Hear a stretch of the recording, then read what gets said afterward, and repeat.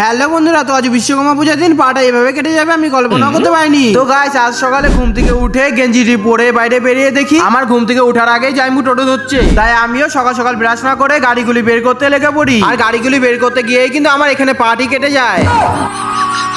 যা হয়েছে হয়েছে, চলো এখন গাড়িটি ধোয়া যাক। গাড়িটি ধোয়ার জন্য কিন্তু যাই আমাদের শ্যাম্পু, তাই দোকানে গিয়েই কিন্তু ফটাফট কিনে নিই শ্যাম্পুগুলি। বাড়িতে এসে শ্যাম্পুগুলি তাড়াতাড়ি মিলাতে লেগে পড়ি।